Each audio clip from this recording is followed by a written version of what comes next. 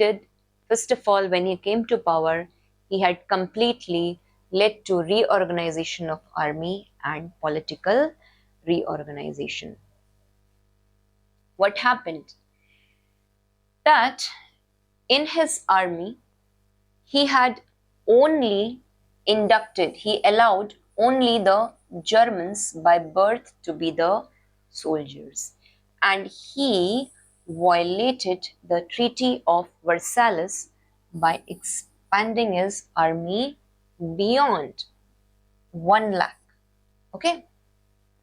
It is also said that he had begun the armament of German army. We had already seen during the time of World War I that how Germany had tried to become a first-rated naval power, and with the precautions of the Treaty of Versailles, we had also noticed very clearly over here that Germans were never allowed to have that naval ships or naval power again. But he tore off the treaty and he started the expansion of army. Under Hitler, it is also said that the German government, it became a totalitarian state. Or you can say a military state, right? Where the powers were concentrated in one individual. Again, like Fascism, what they will do? They will deny it completely the presence of Weimar Republic. They are going to completely deny the process of democracy or rule of law. They are completely going to deny any kind of socialist, communist activities in the state. And what is going to happen? The whole sole authority over here will be taken up by Hitler, and there will be development of complete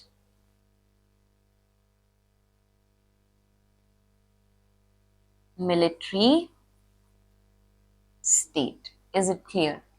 Or you can say a police state.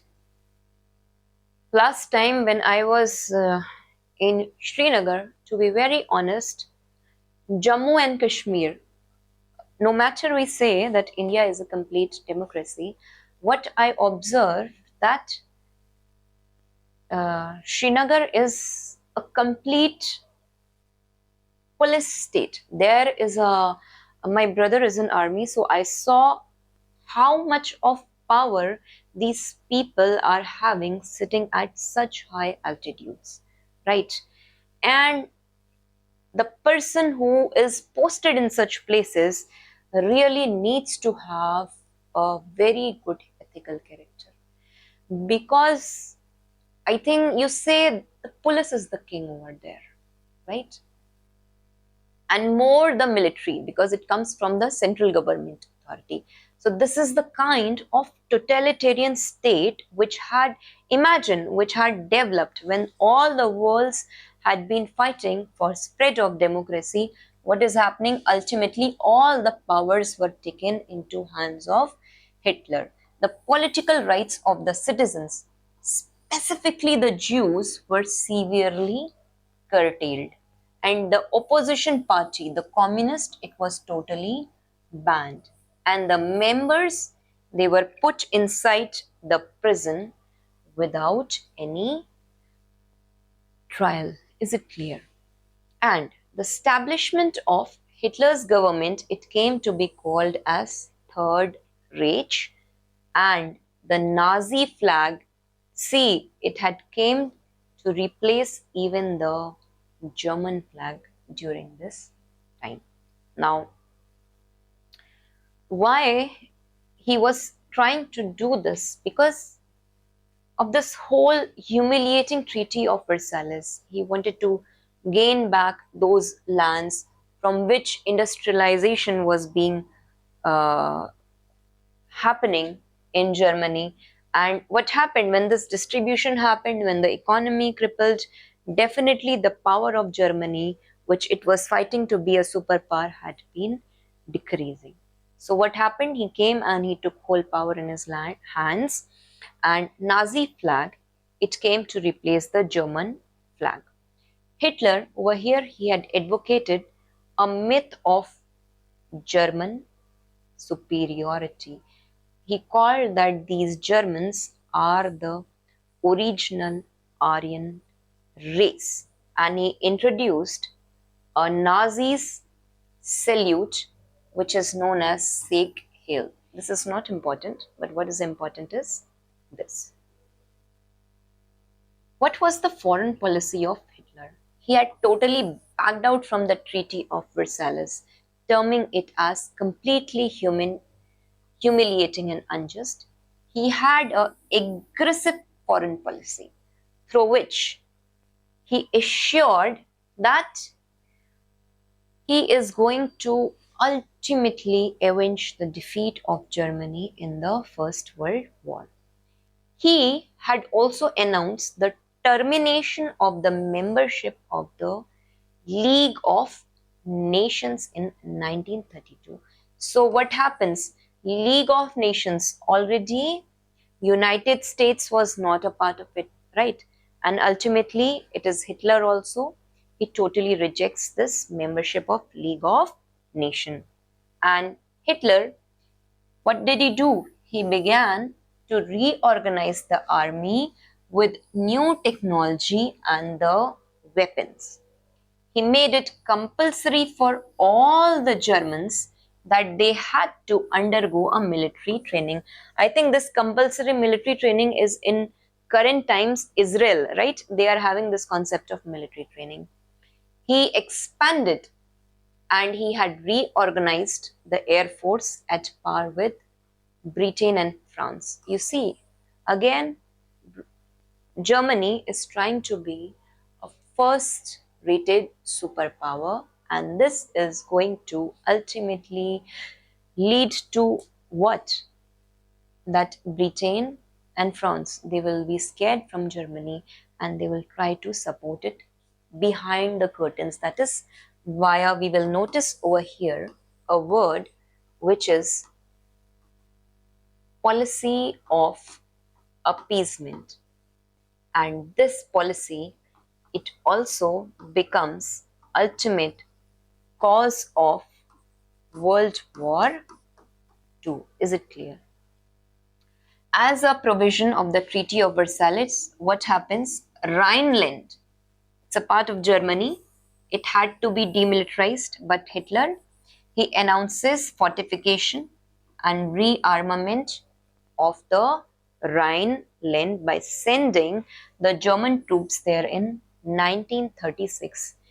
You see how the world is preparing for coming up of Second World War. Now, this I was saying, ultimately we notice over here, Rome, this is your Italy. What happens? These nations, they come together. Berlin, this is your Germany. And Tokyo, this is your Japan. Ultimately, they form a axis by 1936, and we observe over here that a mutual pact is signed between Italy and Germany. And what do? They want to control over each other's territory.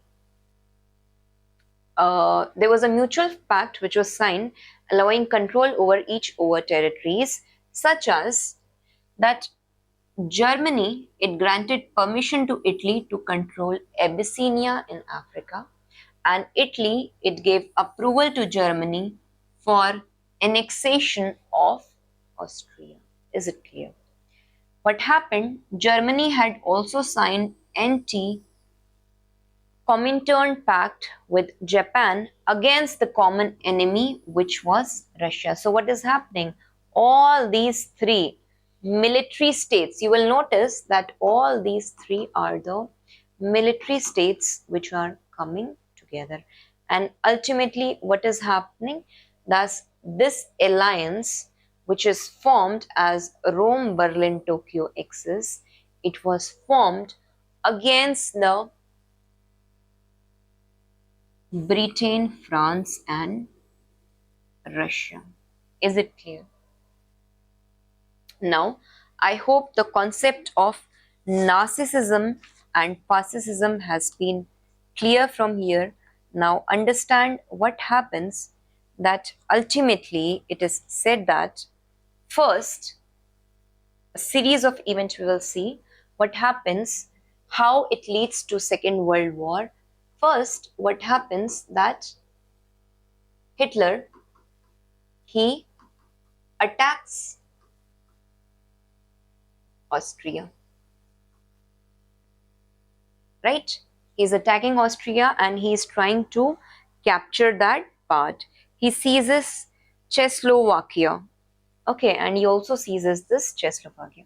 Second thing, when he invades Poland, what does he do?